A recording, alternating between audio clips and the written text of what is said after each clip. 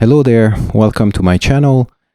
Today we're going to talk about two interesting features of the MicroMonsta 2, the Arpeggiator and the internal keyboard.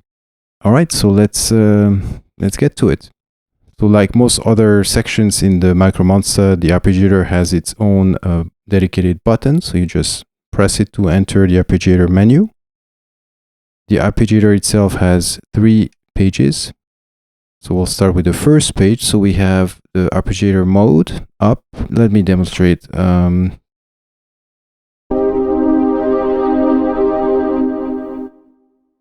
Okay, this is not working because I need first to go to the second page and turn the Arpeggiator on. All right, here we go. And I also turn latch on, which means that when I play a chord, you will keep going until I press something else. All right, so let's go back to the first page. So Arpeggiator mode, and I'll go through them quickly. Up, 3 up, which is up in groups of 3. Down, down in groups of 3. Up and down. Random, and as played, which means it plays in whatever order you played the notes. So let me go back to up. Okay.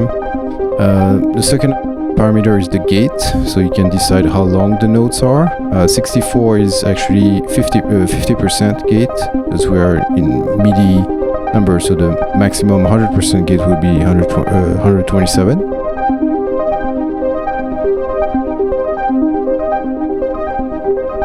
.64, which is the default, is 50%, and then if you go lower, you get shorter notes.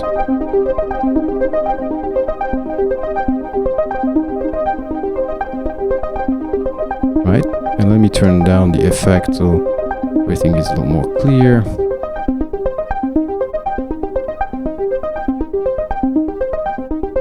So, yeah.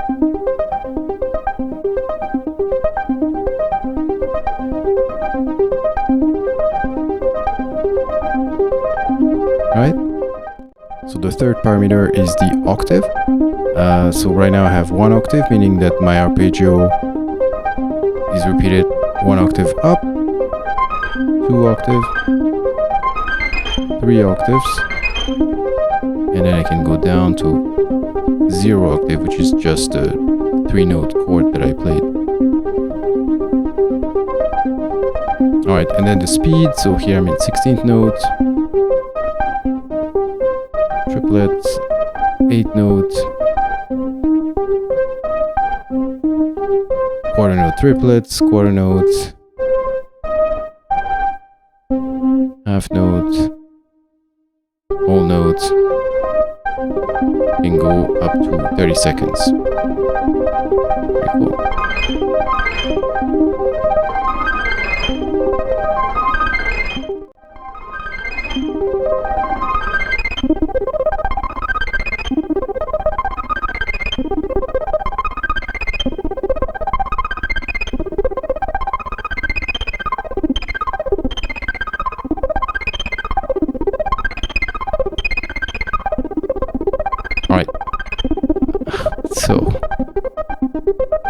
Okay, so that's it. And let me turn that off for now. All right, so now the more unusual or interesting feature of this Arpeggiator is the third page, where you can essentially design your own arpeggio. So here you have 16 steps, and on each step you can decide what you want to do. So I'll put on the screen the manual. So let's try, and we're going to try. I'm going to put latch back on, and we're just going to play 1 note. Okay, and right now I have octave. I'll eliminate the octave, so it's really simple. Okay, and we'll go down to 4 steps. Let me, for example, add a rest on the second step.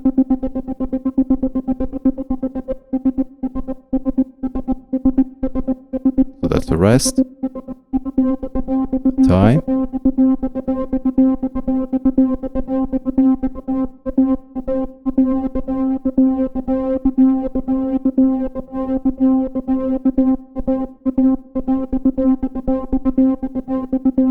Let me add here a bass note, so against the lowest note of the arpeggio, an octave lower. Let me add a high note, so it's the highest note of the chord, an octave higher.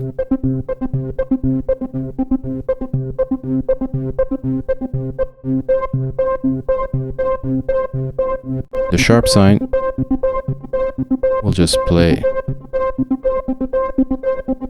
the entire chord.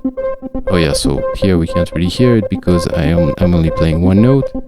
But if I play an actual chord, let's play C major triad, then I can hear the sharp sign again play the complete chord.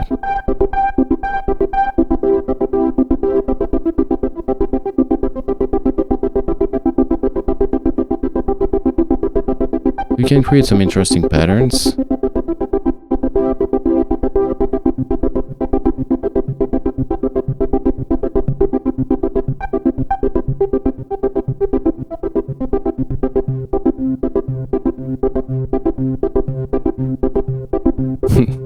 That's a little silly, but yeah, you get the idea. So that's the arpeggiator. Pretty cool, especially again with this third page with the custom patterns. And now let's discuss another interesting feature of the MicroMonsta that I think was added in one of the latest updates, the internal keyboard. So what I'm going to do now is I will unplug my controller. And so to activate the keyboard, you go to the system menu and to page 13, the last page of the system menu, and you just internal MIDI keyboard on. So the way to activate the keyboard is to short press the yes key, and you can see that all the lights here are turning on. And so these the 7 menus now become 7 notes of a scale. We can choose the root of the scale. I'll leave it at C. We can choose the scale. So here I have a major scale. A little louder. And we have all the notes of the scale. We don't have the octave, so I really would like to hear, the octave, but yeah, we only have seven notes because these two, the load and save buttons are not, or A and B buttons are not part of the keyboards. It's only these 7 here. So we can choose a scale. We have minor, which is the natural minor, then harmonic minor, melodic minor, major, and then we have the mode from the major scale: Dorian, Phrygian, Lydian, Mixolydian, Aeolian, and Locrian, and that's it. So I kind of wish we had a little more choice here, but you know, that's something. So let's stay with minor.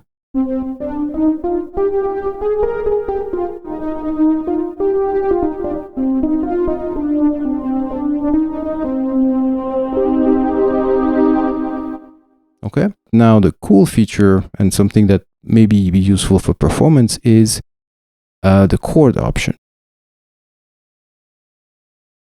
Now on each key, instead of just one note, I have a chord. So in this case, a triad in root position. So 1, 3, 5 means I have a 3-note chord with 1 stands for the root, 3 for the third, and 5 for the fifth of the chord.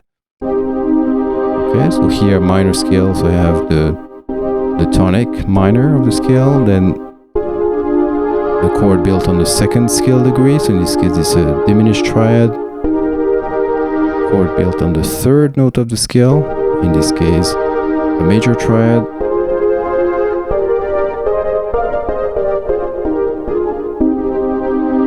So I have all 7 so-called diatonic triads from the scale.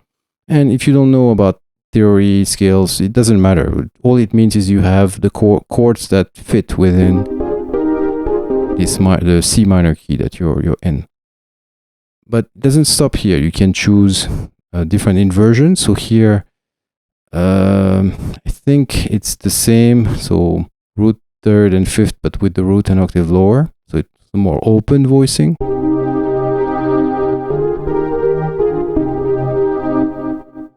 Now the same thing, but with the roots doubled. So you have it at the regular octave and octave down. Essentially a 4-note chord, 4-note triad with the doubling. Then we have inversions. So here we have the 3rd in the bass, so that would be the first inversion. Okay. Same thing with the bass lowered an octave. Bass doubled. Then the next inversion, second inversion with the 5th in the bass. The bass an octave down. The bass doubled. And then we have, I believe, 7 chords. Root position. Okay, same thing. Bass an octave down. Then first inversion. Octave down for the bass. Second inversion. Bass an octave down. And third inversion. Bass an octave down. Okay. And then we have a bunch of sets of chords.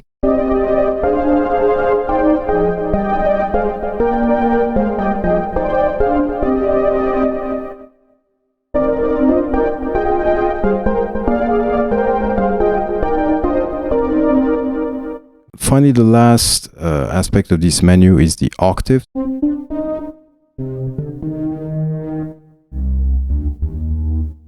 Go up and down. Yeah, so pretty cool. You know, you can do some damage with that.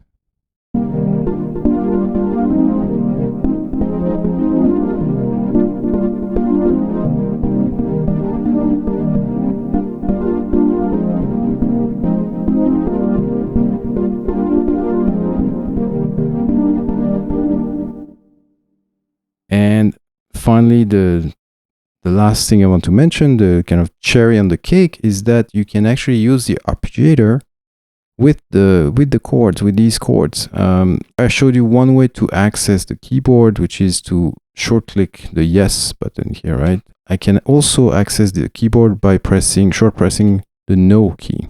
But the difference is that if I'm in the arpeggio menu and I press the yes key, it will take me to the keyboard menu and put me in keyboard mode. So it will leave the arpeggio menu. But if I press the no key, now the keyboard is activated, but I didn't leave the arpeggio menu. So now I can activate the arpeggio, latch on, and now I can go to town.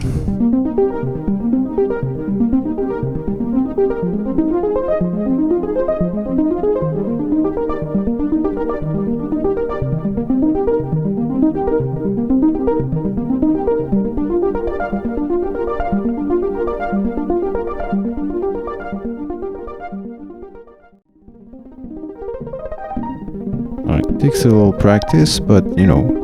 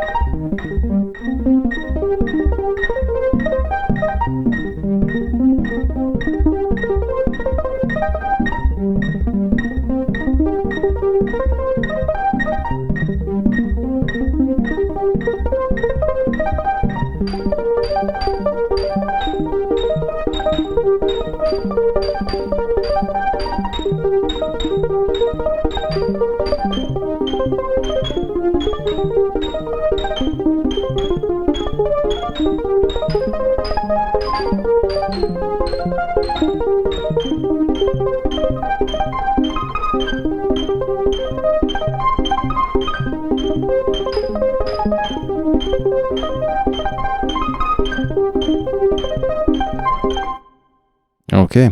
Yeah, so these are pretty interesting features, I think. You can, have fun with them. All right. So see you next time.